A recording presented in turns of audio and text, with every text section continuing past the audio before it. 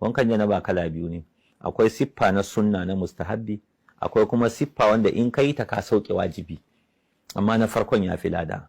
Na mustahabbin shine kai tsarin wankan ka irin yadda manzo Allah sallallahu alaihi yake yi, wato shine idan ka zo ka wanke hannunka sau uku, sannan sai ka duba ina ne yake da kazanta a jikinka, al'auranka ne ko wani bangare na jikinka mani ya taba sai ka wanke, sannan bayan kayi wannan sai kai alwala irin yadda ake alwalan sallah.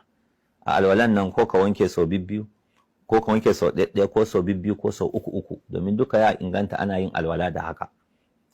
To idan kai alwala sai ka ɗauki hannunka sai ka sa a cikin ruwan, in ma shawa ne ko famfo ne dai ka jiƙa hannunka, to sai ka zo ka dinga murza kanka, kana murza gashin kanka, kana ta murzawa.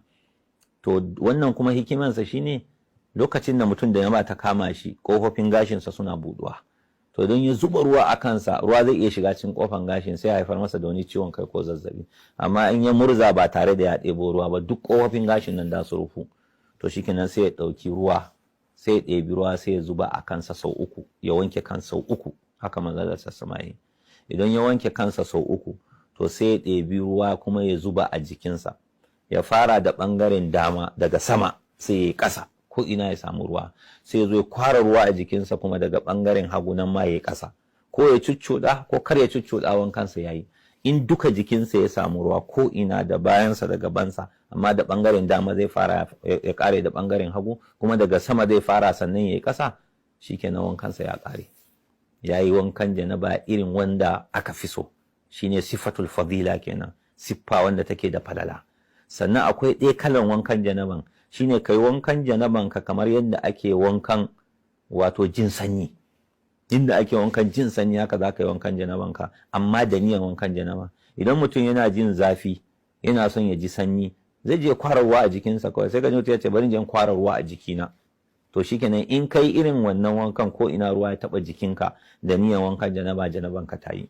Kada za ka je ka yi iyo a cikin kogi ko wani dam, ko ka tara ruwa a banɗakin ka wani baho, ka je ka shiga ka fita da niyan wankan janaba, ko ina jikinka ya taba ruwa, to wankan janaban ka yayi. Da za ka shiga cikin kogi ka yi iyo ka fito, wankan janaban ka yayi.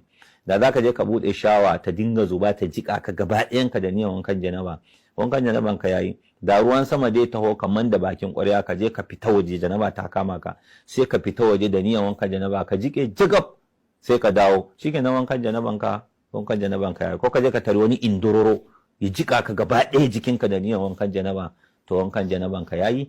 Amma siffa na farko da na faɗan nan ita tafi lada, wannan kuma in kai sallah Allah zai karbi sallanka.